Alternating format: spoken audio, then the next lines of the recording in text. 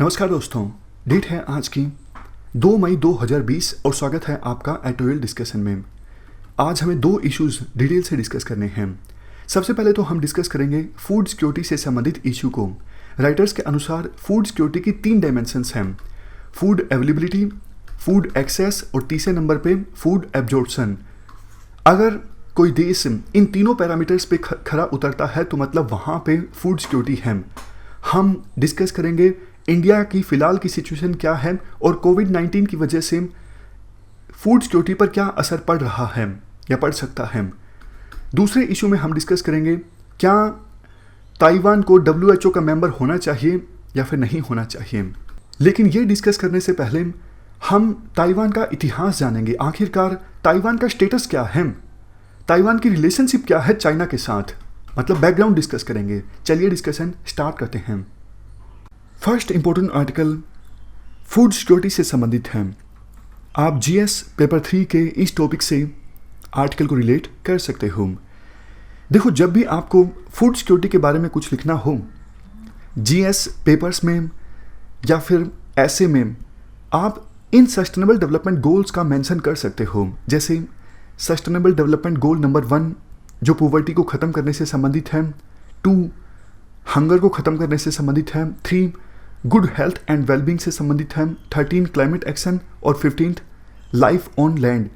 ये सारे जो सस्टेनेबल डेवलपमेंट गोल्स हैं डायरेक्टली या फिर इनडायरेक्टली फूड सिक्योरिटी से रिलेटेड हैं।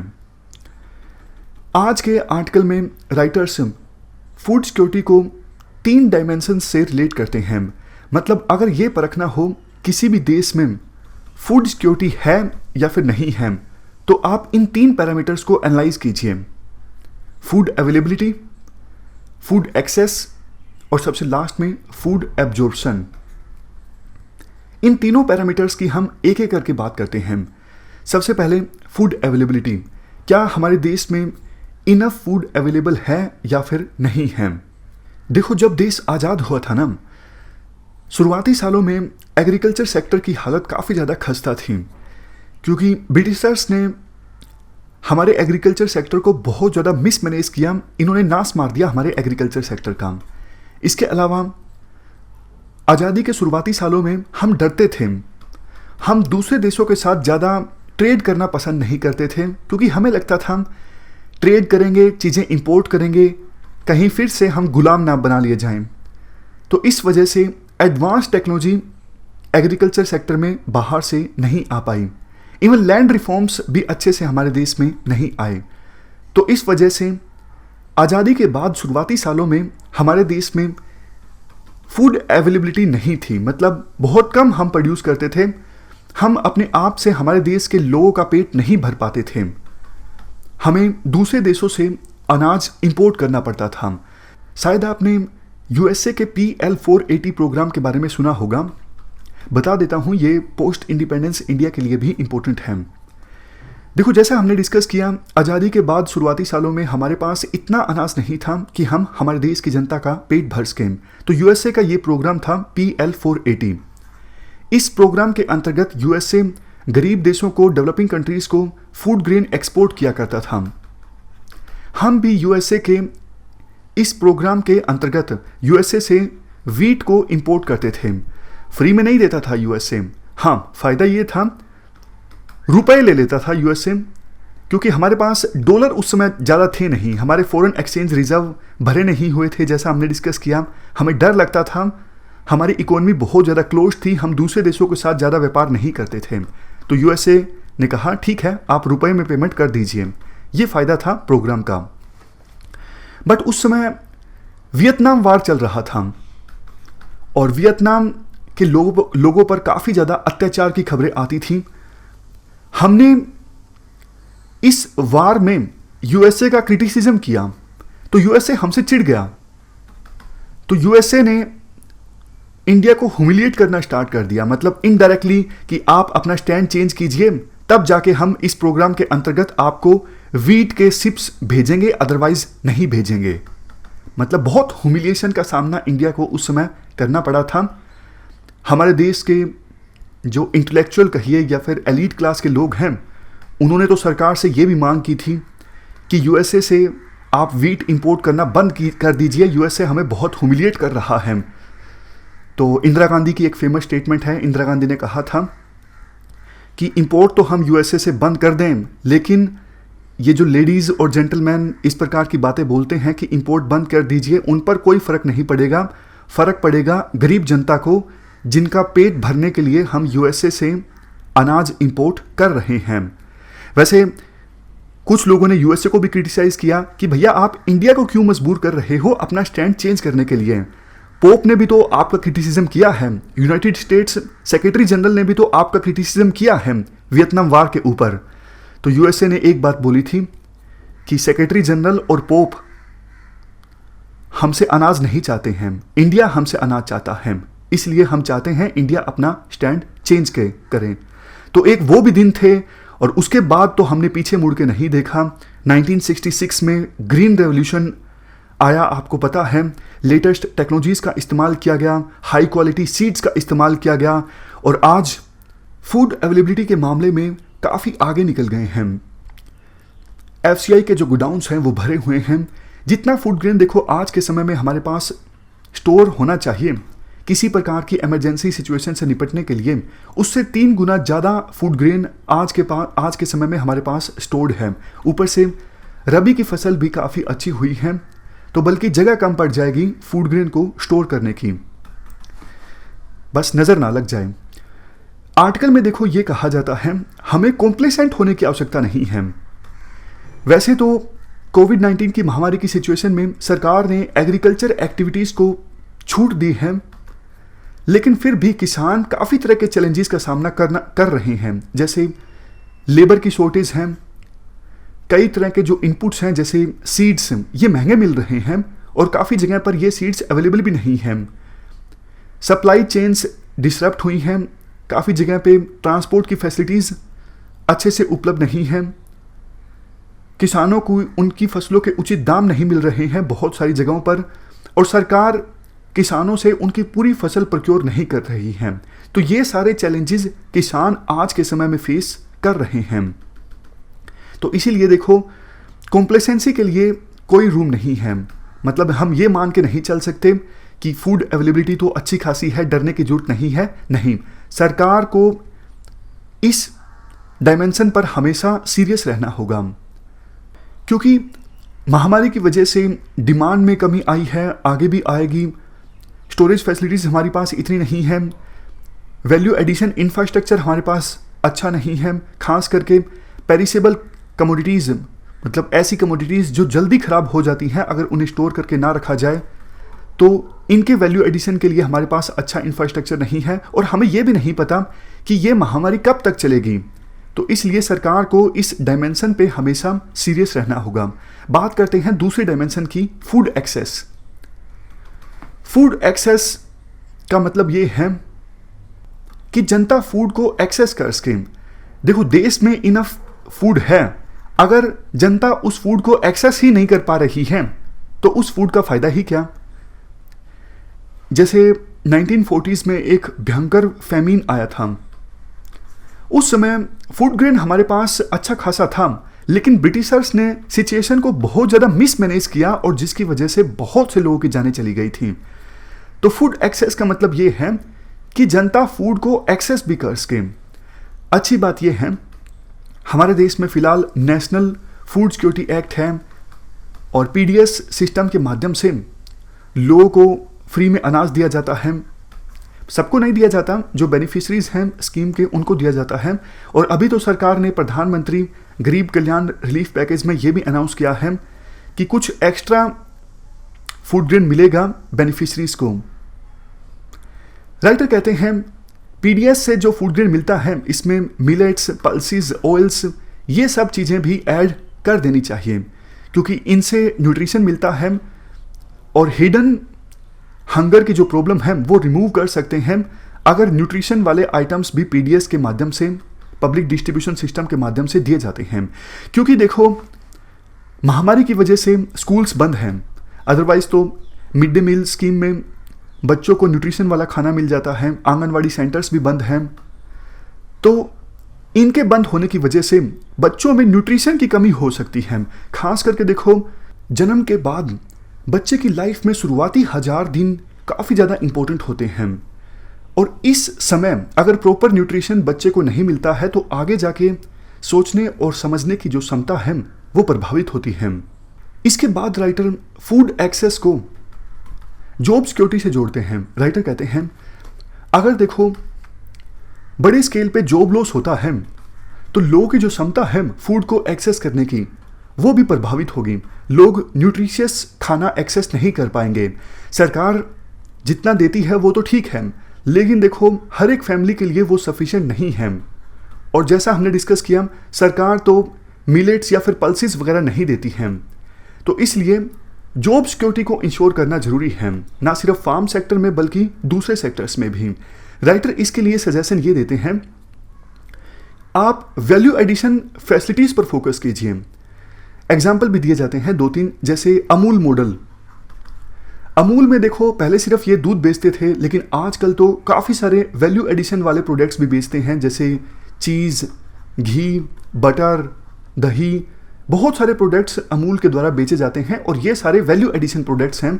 इससे ना सिर्फ बहुत सारे रोजगार के अवसर पैदा हुए हैं बल्कि जनता को भी काफ़ी फायदा हुआ है।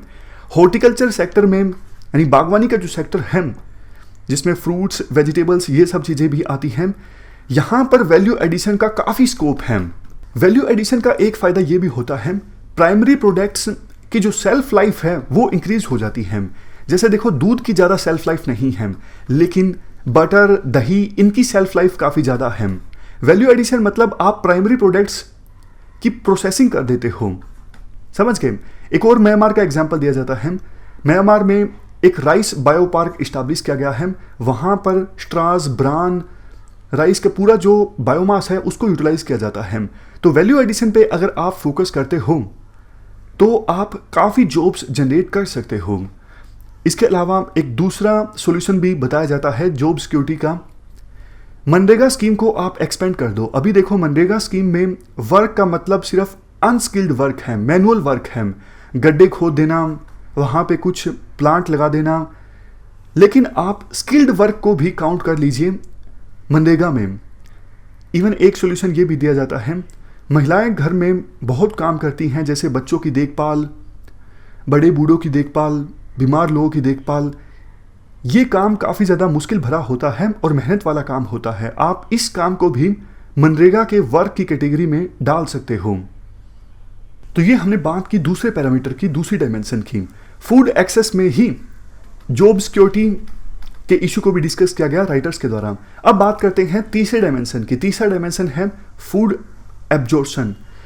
फूड एब्जॉर्प्शन का मतलब ये है कि खाना खाया जा रहा है लोगों के द्वारा, वो एब्जॉर्ब भी तो होना चाहिए ना।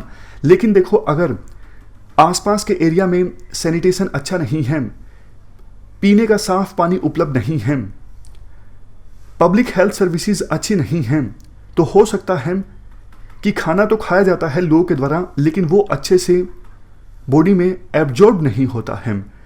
तो ये भी काफ़ी ज़्यादा चिंता की बात है। इससे भी हंगर की समस्या पैदा हो सकती है। तो ये सारी जो चीज़ें हैं वो लोकल पंचायत बाकी बॉडीज़ के साथ कोऑर्डिनेट करके एड्रेस कर सकती हैं। तो इस प्रकार से हमने 3 डायमेंशंस की बात की। लेकिन आज देखो दिक्कत ये है कि कोविड-19 की महामारी की वजह से तीनों जो डायमेंशंस हैं वो कॉम्प्रोमाइज़ हो रही हैं। मतलब तीनों डायमेंशन पर हमारी जो सिचुएशन है कमज़ोर हो सकती है अगर हमने ध्यान नहीं दिया समय रहते। लास्ट में कंक्लूजन में राइटर्स के द्वारा ये बोला जाता है, देखो 1960s में लगातार 2 साल सूखा आया था। हमने टेक्नोलॉजी की सहायता से, पब्लिक पॉलिसी की सहायता से ग्रीन रेवोल्यूशन लाया और अनाज के मामले में हम सेल्फ सफिशिएंट हो गए।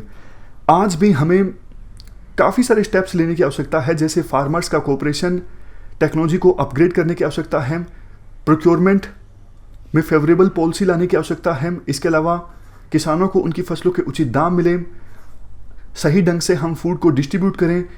अगर हम ये स्टेप्स लेते हैं तो हम इन तीनों डायमेंशंस पर अच्छा काम कर सकते हैं, मतलब फूड सिक्योरिटी को इंश्योर कर सकते हैं। ये हमने पूरा आर्टिकल डिस्कस किया फूड सिक्योरिटी से संबंधित। चलते हैं आगे। नेक्स्ट आर्टिकल कोविड-19 के अगेंस्ट ताइवान के रिस्पॉन्स से संबंधित है। और WHO में ताइवान की मेंबरशिप से संबंधित है। आप GS पेपर 2 के इस टॉपिक से आर्टिकल को रिलेट कर सकते हो। इससे पहले कि हम आज का आर्टिकल डिस्कस करें, हम एक बैकग्राउंड रिवाइज कर लेते हैं कि ताइवान का फिलहाल स्टेटस क्या है। काफ़ी बार आप ताइवान के बारे में सुनते हो, क्या कहानी क्या है, चाइना और ताइवान की रिलेशनशिप क्या है। तो बैकग्राउंड एक बार हम रिवाइज कर लेते हैं। देखो, जैसे ही सेकेंड वर्ल्ड वार समाप्त होता है, चाइना में सिविल वार फिर से स्टार्ट हो जाता है। सिविल वार चलता है दो पार्टीज के बीच। एक तरफ KMT यानी कुमिंटांग जो अपने आप को नेशनलिस्ट कहते थे, और दूसरी तरफ Chinese communist party. Chinese communist party को समर्थन प्राप्त था USSR का, क्योंकि देखो USSR में भी उस समय कम्युनिस्ट गवर्नमेंट थी, तो इसी वजह से USSR चाइना के सिविल वार में समर्थन दे रहा था चाइनीज़ कम्युनिस्ट पार्टी को। और दूसरी तरफ KMT को समर्थन प्राप्त था UK का, USA का, इन देशों का। चाइनीज़ कम्युनिस्ट पार्टी को लीड कर रहे थे माओ जेडोंग और KMT को लीड कर रहे थे चियांग कई शेक। यहाँ पर देखो, चियांग कई शेक लीड कर रहे थे KMT को यानी नेशनलिस्ट को। इन दोनों पार्टीज के बीच की लड़ाई को जीत लिया जाता है चाइनीज़ कम्युनिस्ट पार्टी के द्वारा 1949 में। तो होता क्या है, KMT के लीडर चियांग कई शेक अपने फॉलोअर्स के साथ भाग जाते हैं इस छोटे से आइलैंड पर। यहाँ पे देखो, चाइना के नज़दीक ये जो छोटा सा आइलैंड है, यहाँ पर KMT के लीडर चियांग कई शेक अपने फॉलोअर्स के साथ भाग जाते हैं और एक गवर्नमेंट इस्टेब्लिश करते हैं। वो कहते हैं हम रिपब्लिक ऑफ चाइना हैं, यानी ROC हैं। जबकि 1949 में मेनलैंड चाइना में कम्युनिस्ट पार्टी का कब्जा हो जाता है, तो वो कहते हैं हम पीपल्स रिपब्लिक ऑफ चाइना हैं, यानी PRC हैं। ध्यान दीजिएगा, यहाँ पे कम्युनिस्ट गवर्नमेंट इस्टेब्लिश होती है मेनलैंड चाइना में, ये कहते हैं हम पीपल्स रिपब्लिक ऑफ चाइना हैं, PRC हैं। जबकि KMT के लीडर चियांग कई शेक वो भागकर अपनी जान बचाते हैं ताइवान में। वो कहते हैं असली चाइना हम हैं, हमारी गवर्नमेंट लेजिटिमेट है, लेकिन मेनलैंड चाइना में जो कम्युनिस्ट पार्टी की गवर्नमेंट है वो लेजिटिमेट नहीं है। तो शुरुआत में क्या होता है, USA, UK ये सब देश ताइवान को ही असली चाइना मानते हैं, यानी रिपब्लिक ऑफ चाइना को असली चाइना मानते हैं काफ़ी सालों तक USA और USA के अलाई कंट्रीज। क्योंकि देखो, साफ तौर पे आप इंटरलिंक कीजिए, मेनलैंड चाइना में कम्युनिस्ट गवर्नमेंट थी, और जबकि उस समय कोल्ड वार चल रहा था, एक तरफ लिबरलिज्म की आइडियोलॉजी के बीच और दूसरी तरफ कम्युनिज्म की आइडियोलॉजी के बीच। USSR में भी कम्युनिस्ट गवर्नमेंट थी, और USA और उसके अलाई कंट्रीज नहीं चाहते थे कहीं भी कम्युनिस्ट गवर्नमेंट इस्टेब्लिश हो। कम्युनिस्ट गवर्नमेंट एक प्रकार से USA और उनके अलाई कंट्रीज की दुश्मन हुआ करती थी। इसी वजह से USA और उसके अलाई कंट्रीज मानते थे ये छोटा सा जो ताइवान में गवर्नमेंट है वो लेजिटिमेट गवर्नमेंट है, और ये असली चाइना है, मेनलैंड चाइना असली चाइना नहीं है। लेकिन धीरे धीरे हालात चेंज होते हैं। वियतनाम वार स्टार्ट होता है 1950s में और 60s में। वियतनाम वार में USA को भारी नुकसान उठाना पड़ता है। USA को एक बात समझ में आ जाती है, अगर एशियन रीजन में डोमिनेंस इस्टेब्लिश करना है तो मेनलैंड जो चाइना है उसको इग्नोर नहीं किया जा सकता। मेनलैंड चाइना के साथ संबंध इंप्रूव करने ही होंगे। और तब तक क्या हो जाता है, मेनलैंड चाइना यानी पीपल्स रिपब्लिक ऑफ चाइना और USSR के बीच भी डिफरेंसेस आने स्टार्ट हो जाते हैं। हालांकि USSR ने काफ़ी मदद की थी चाइना की कम्युनिस्ट पार्टी को, लेकिन फिर भी आइडियोलॉजिकल डिफरेंसेस आ जाते हैं और रिलेशंस खराब हो जाते हैं USSR और PRC के। PRC मतलब पीपल्स रिपब्लिक ऑफ चाइना यानी मेनलैंड चाइना। तो इस सिचुएशन का फायदा उठाते हुए USA के राष्ट्रपति 1971 में विजिट करते हैं मेनलैंड चाइना में और रिश्ते इंप्रूव होते हैं। बाद में USA के द्वारा यह स्वीकार कर लिया जाता है कि जो ये मेनलैंड चाइना है वही असली चाइना है। USA चाइना की वन चाइना पॉलिसी को भी अडॉप्ट कर लेता है। वन चाइना पॉलिसी मतलब USA स्वीकार करता है चाइना का क्लेम है ताइवान पर। देखो, एक बात आप यहां पर ध्यान दीजिएगा, जो ये PRC है यानी mainland China People's Republic of China, ये भी कहता है वन चाइना है, लेकिन ये कहता है जो ये ताइवान में गवर्नमेंट है ना ये इलेजिटिमेट है, यानी ताइवान चाइना का हिस्सा ही है और हमारी गवर्नमेंट लेजिटिमेट गवर्नमेंट है। दूसरी तरफ ताइवान में जो गवर्नमेंट है वो भी कहता है चाइना एक ही है, चाइना दो नहीं है, लेकिन PRC में यानी पीपल्स रिपब्लिक ऑफ चाइना में जो कम्युनिस्ट गवर्नमेंट है वो इलेजिटिमेट है, हमारी गवर्नमेंट असली गवर्नमेंट है। 1979 में मेनलैंड चाइना के साथ यानी पीपल्स रिपब्लिक ऑफ चाइना के साथ रिश्तों को और ज़्यादा मजबूत बनाने के लिए यूएसए ने ताइवान को डी रिकॉग्नाइज कर दिया था। लेकिन यूएसए की कांग्रेस में उस समय एक एक्ट पास किया गया था, ताइवान रिलेशंस एक्ट। उस एक्ट में प्रोविजन किया गया था कि यूएसए ताइवान को डिफेंस वेपन्स और दूसरी सप्लाईज देगा। तो एक्चुअल में अभी एक एम्बिग्विटी है यूएसए की ताइवान पॉलिसी के संदर्भ में। दोनों China, People's Republic of China भी और रिपब्लिक ऑफ चाइना भी, नीचे वाला ये ताइवान भी, दोनों ये कहते हैं अगर कोई देश दूसरे को रिकॉग्नाइज करेगा तो हम उसके साथ डिप्लोमेटिक रिलेशंस नहीं इस्टेब्लिश करेंगे। यानी आज के समय में अगर इंडिया ताइवान को रिकॉग्नाइज कर ले तो चाइना इंडिया के साथ डिप्लोमेटिक रिलेशंस तोड़ देगा। तो चाइना को, आपको पता है, पीपल्स रिपब्लिक ऑफ चाइना को कौन नाराज करना चाहेगा, इसलिए ज़्यादातर देश ताइवान को रिकॉग्नाइज नहीं करते हैं। छोटे छोटे आइलैंड्स कुछ हैं जो ताइवान को रिकॉग्नाइज करते हैं, लेकिन फिर भी ताइवान का विभिन्न देशों के साथ ट्रेड होता रहता है। विभिन्न देशों ने एम्बेसी तो नहीं ओपन करके रखी है ताइवान में क्योंकि चाइना का डर है, लेकिन ट्रेड ऑफिसेज खोल के रखे हैं। उन ट्रेड ऑफिसेज की सहायता से होता रहता है व्यापार और दूसरी तरह की बातचीत ताइवान के साथ दूसरे देशों की। तो इस प्रकार से हमने पूरा बैकग्राउंड डिस्कस कर लिया, लेकिन क्वेश्चन ये उठता है कि नया क्या हुआ है। डिस्कस किया जा रहा है कोविड-19 की महामारी के अगेंस्ट ताइवान का रिस्पॉन्स कैसा रहा। आर्टिकल में बोला जाता है चाइना के कंपैरिजन में ताइवान का जो रिस्पॉन्स है काफ़ी ज़्यादा क्विक रहा और रिस्पॉन्सिबल बना रहा। ताइवान ने WHO को पहले ही बता दिया था कि वुहान में ये जो वायरस है इससे ह्यूमन टू ह्यूमन ट्रांसमिशन हो रहा है, लेकिन शुरुआती दिनों में WHO ने चाइना की बात को माना और वर्ल्ड को धोखे में रखा। बताया वर्ल्ड को कि चाइना से आने वाली फ्लाइट्स पर बैन मत लगाइए, वायरस से ह्यूमन टू ह्यूमन ट्रांसमिशन नहीं हो रहा है। लेकिन बाद में जाके जब बहुत नुकसान ऑलरेडी हो चुका था, WHO ने विभिन्न देशों को सचेत किया कि ह्यूमन टू ह्यूमन ट्रांसमिशन हो रहा है, आप थोड़ा ध्यान रखिए। तब तक देखो काफ़ी देर हो चुकी थी। ताइवान के रिस्पॉन्स के बारे में बात की जाती है कि 2 जनवरी को ताइवान ने एक रिस्पॉन्स टीम इस्टेब्लिश कर दी थी, क्योंकि 2003 में जब सारस डिजीज़ का आउटब्रेक हुआ था, ये जब इन्फेक्शन फैला था तो काफ़ी जाने गई थी ताइवान में, इसलिए ताइवान की सरकार पहले से ही प्रिपेयर थी। इस बार अगर कोई और वायरस फैलता है तो उसे हम शुरुआत में ही रोक देंगे। तो इसी रणनीति पे काम करते हुए 20 जनवरी को central epidemic command centre establish किया गया था, ताकि काफ़ी मिनिस्ट्रीज के रिसोर्सेज को इंटीग्रेट करके इस्तेमाल किया जा सके महामारी के अगेंस्ट। हालांकि ये बाद में पता लगा था जब WHO ने डिक्लेयर किया था ये एक महामारी है, लेकिन 20 जनवरी को ही इस प्रकार का सेंटर इस्टेब्लिश कर दिया गया था ताइवान के द्वारा रिसोर्सेज को इंटीग्रेट करने के लिए। 9 अप्रैल तक ताइवान ने 42,315 लोगों का टेस्ट किया, जिसमें 380 कन्फर्म केसेस सामने आए थे, 54 इंडिजिनस केसेस थे, 326 इंपोर्टेड केसेस थे, 5 लोगों की डेथ हो गई थी। हालांकि ये डेटा याद रखने की आवश्यकता नहीं है। देखो काफ़ी सारे और भी पॉइंट्स बताए जाते हैं, जैसे ताइवान ने काफ़ी सारे डायनामिक प्लान्स को अपनाया इस वायरस को फैलने से रोकने के लिए।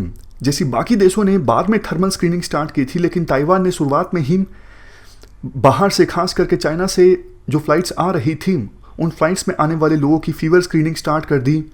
उनको 14 दिनों के लिए क्वारंटीन करके रखा गया। एक जैसे चाइना ने एप्लीकेशन लॉन्च की थी, उसी प्रकार की एप्लीकेशन ताइवान में भी लॉन्च की गई। देखो ऐसा नहीं है कि इन्होंने कुछ अलग स्टेप्स लिए हों, इंडिया में भी इसी प्रकार के स्टेप्स लिए गए हैं। जैसे यहाँ पे बताया जाता है कि जिनको क्वारंटीन करके रखा गया था उनको ट्रैक करने के लिए जियो फेंसिंग का इस्तेमाल किया गया, मोबाइल फ़ोन की सहायता से उनको ट्रैक किया गया। ये सब चीज़ें इंडिया में भी हो रही हैं, लेकिन बात है टाइमिंग की और इफ़ेक्टिव इम्प्लीमेंटेशन की।